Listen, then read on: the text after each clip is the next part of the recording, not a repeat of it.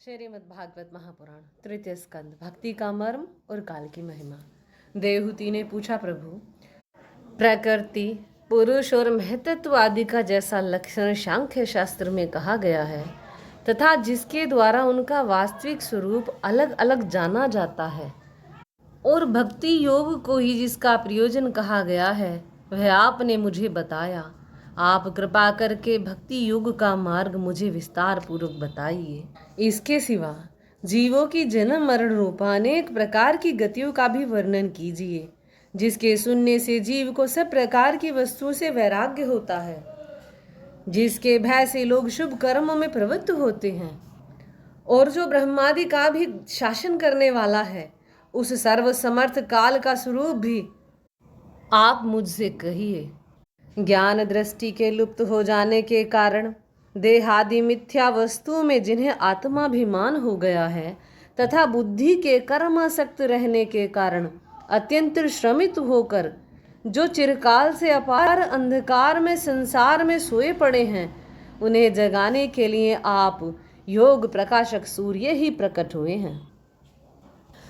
श्री मैत्रेय जी कहते हैं, कुरुश्रेष्ठ विदुर जी, माता के ये मनोहर वचन सुनकर महामुनि कपिल जी ने उनकी प्रशंसा की और जीवों के प्रति दया से द्रवीभूत हो बड़ी प्रसन्नता के साथ उनसे इस प्रकार बोले। श्री भगवान ने कहा, माता जी, साधकों के भाव के अनुसार भक्ति योग का अनेक प्रकार से प्रकाश होता है, क्योंकि स्वभाव और गुणों के भेद से मनुष्य के भाव में भी विभिन्नता आ जाती है। जो भेददर्शी क्रोधी पुरुष हृदय में हिंसा, दंभ अथवा मात्सर्य का भाव रखकर मुझसे प्रेम करता है, वह मेरा तामस भक्त है। जो पुरुष विषय, यश और ऐश्वर्य की कामना से प्रतिमा आदि में मेरा भेदभाव से पूजन करता है, वह मेरा राजस भक्त है। जो व्यक्ति पापों का क्षय करने के लिए परमात्मा को अर्पण करने के लिए और पूजन करना कर्तव्य है, इस बुद्धि से मेरा भेदभाव से पूजन करता है, वह मेरा सात्विक भक्त है।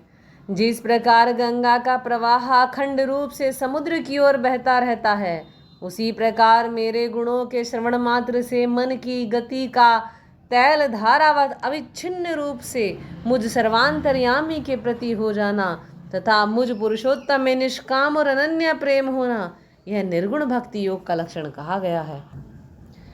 ऐसे निष्काम भक्त दिए जाने पर भी मेरी सेवा को छोड़कर सालोक्य, सारष्टि, समीप्य, सारूप्य और सायुज्य मोक्ष तक नहीं लेते। भगवत सेवा के लिए मुक्ति का तिरस्कार करने वाला यह भक्ति योग ही परम पुरुषार्थ अथवा साध्य कहा गया है। इसके द्वारा पुरुष तीन गुणों को लांघ कर मेरे भाव को, मेरे प्रेम रूप अप्राकृत स्वरूप को प्राप्त हो जाता है। निष्काम भाव से श्रद्धा पूर्वक अपने नित्य नैमित्तिक कर्तव्यों का पालन कर नित्य प्रतिहिंसा रहित उत्तमी क्रिया योग का अनुष्ठान करने, मेरी प्रतिमा का दर्शन, स्पर्श, पूजा, स्तुति और वंदना करने, प्राणियों में मेरी भावना करने, धैर्य और वैराग्य के अवलंबन, महापुरुषों का मान, दीनों पर दया और समान स्थिति वालों के प्रति मित्रता का व्यवहार करने, यम नियमों का पालन, अध्यात्म शास्त्रों का श्रवण और मेरे नामों का उच्च स्वर से कीर्तन करने से तथा मन की सरलता, सत्पुरुषों के संग और अहंकार के त्याग से मेरे धर्मों का अनुष्ठान करने वाले भक्त पुरुष का चित्त अत्यंत शुद्ध होकर मेरे गुणों के श्रवण मात्र से अनायास ही मुझ में लग जाता है। जिस प्रकार वायु के द्वारा उड़कर जाने वाला गंध अपने आश्रय पुष्प से घ्राणेन्द्रिय तक पहुंच जाता है, उसी प्रकार भक्ति योग में तत्पर और राग द्वेष आदि विकारों से शून्य चित परमात्मा को प्राप्त कर लेता है। मैं आत्मा रूप से सदा सभी जीवों में स्थित हूँ, इसीलिए जो लोग मुझ सर्वभूत स्थित परमात्मा का अनादर करके केवल प्रतिमा में ही मेरा पूजन करते हैं, उनकी वह पूजा स्वांग मात्र है। मैं सबका आत्मा, परमेश्वर, सभी भूतों में स्थित हूँ। ऐसी दशा में जो मोहवश मेरी उपेक्षा करके केवल प्रतिमा के पूजन में ही लगा रहता है, वह तो मानो भस्म में ही हवन करता है। जो भेददर्शी और अभिमानी पुरुष जो दूसरे जीवों के साथ बैर बांधता है और इस प्रकार उनके शरीर में विद्यमान मुझ आत्मा से ही द्वेष करता है, उसके मन को कभी शांति नहीं मिल सकती। माता जी, जो दूसरे जीवों का अपमान करता है, वह बहुत सी घटिया बढ़िया सामग्रियों से अनेक प्रकार के विधि विधान के साथ मेरी मूर्ति का पूजन भी करे तो भी मैं उससे प्रसन्न नहीं हो सकता। मनुष्य अपने धर्म का अनुष्ठान करता हुआ तब तक मुझ ईश्वर की प्रतिमा आदि में पूजा करता रहे जब तक उसे अपने हृदय में एवं संपूर्ण प्राणियों में स्थित परमात्मा का अनुभव न हो जाए। जो व्यक्ति आत्मा और परमात्मा के बीच में थोड़ा सा भी अंतर करता है, उस भेददर्शी को मैं मृत्यु रूप से महान भय उपस्थित करता हूँ।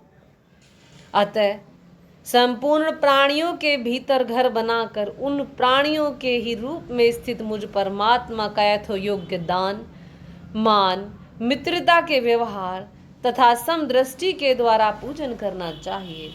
माता जी, पाषाण आदि अचेतनों की अपेक्षा वृक्ष आदि जीव श्रेष्ठ हैं। उनसे सांस लेने वाले प्राणी श्रेष्ठ हैं। उनमें भी मन वाले प्राणी उत्तम और उनसे इंद्रिय की वृत्ति से युक्त प्राणी श्रेष्ठ हैं।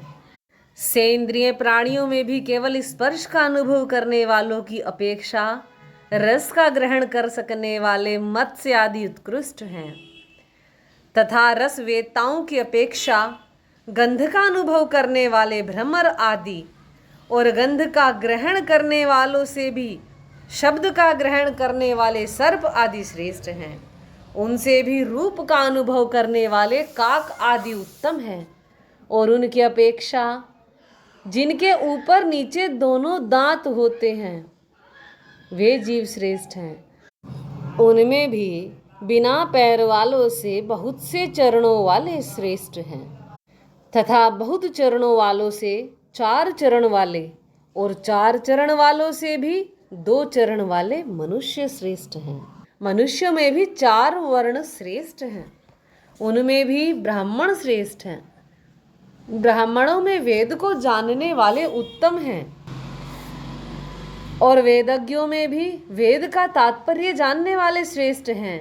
तात्पर्य जानने वालों में संशय निवारण करने वाले, उनसे भी अपने वर्णाश्रमोचित धर्म का पालन करने वाले तथा उनसे भी आसक्ति का त्याग और अपने धर्म का निष्काम भाव से आचरण करने वाले श्रेष्ठ हैं। उनकी अपेक्षा भी जो लोग अपने संपूर्ण कर्म, उनके फल तथा अपने शरीर को भी मुझे अर्पण करके भेदभाव छोड़कर मेरी उपासना करते हैं, वे श्रेष्ठ हैं। इस प्रकार मुझे ही चित्त और कर्म समर्पण करने वाले अकर्ता और समदर्शी पुरुष से बढ़कर मुझे कोई अन्य प्राणी नहीं दिखता। अतः यह मानकर कि जीव रूप अपने अंश से साक्षात भगवान ही सब में अनुगत हैं, इन समस्त प्राणियों को बड़े आदर के साथ मन से प्रणाम करें। माता जी, इस प्रकार मैंने तुम्हारे लिए भक्ति योग और अष्टांग योग का वर्णन किया। इनमें से एक का भी साधन करने से जीव परम पुरुष भगवान को प्राप्त कर सकता है। भगवान परमात्मा परम ब्रह्म का अद्भुत प्रभाव संपन्न तथा जागतिक पदार्थों के नानाविध वैचित्र्य का हेतुभूत स्वरूप विशेष ही काल नाम से विख्यात है।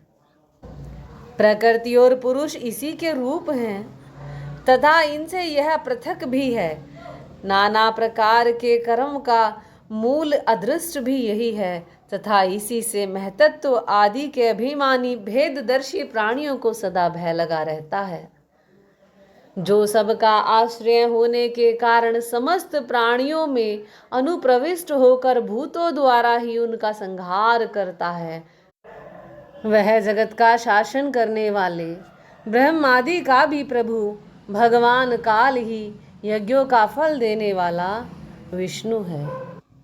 इसका न तो कोई मित्र है, न कोई शत्रु, और न तो कोई सगा संबंधी ही है। यह सर्वदा सजग रहता है और अपने स्वरूप भूत श्री भगवान को भूलकर भोग रूप प्रमाद में पड़े हुए प्राणियों पर आक्रमण करके उनका संहार करता है। इसी के भय से वायु चलता है, इसी के भय से सूर्य तपता है, इसी के भय से इंद्र वर्षा करते हैं और इसी के भय से तारे चमकते हैं। इसी से भयभीत होकर औषधियों के सहित लताएं और सारी वनस्पतियां समय समय पर फल फूल धारण करती हैं। इसी के डर से नदियां बहती हैं और समुद्र अपनी मर्यादा से बाहर नहीं जाता। इसी के भय से अग्नि प्रज्वलित होती है और पर्वतों के सहित पृथ्वी जल में नहीं डूबती। इसी के शासन से यह आकाश जीवित प्राणियों को श्वास प्रवास के लिए अवकाश देता है और महतत्व अहंकार रूप शरीर का 7 आवरणों से युक्त ब्रह्मांड के रूप में विस्तार करता है। इस काल के ही भय से सत्व आदि गुणों के नियामक विष्णु आदि देवगण, जिनके अधीन यह सारा चराचर जगत है, अपने जगत रचना आदि कार्यों में युग क्रम से तत्पर रहते हैं। यह अविनाशी काल स्वयं अनादि किंतु दूसरों का आदि कर्ता उत्पादक है तथा स्वयं अनंत होकर भी दूसरों का अंत करने वाला है। यह पिता से पुत्र की उत्पत्ति कराता हुआ सारे जगत की रचना करता है और अपनी संहार शक्ति मृत्यु के द्वारा यमराज को भी मरवा कर इसका अंत कर देता है। बोलिए श्रीमद् भागवत महापुराण की जय, श्री कृष्ण भगवान की जय, श्रीमन राधे राधे।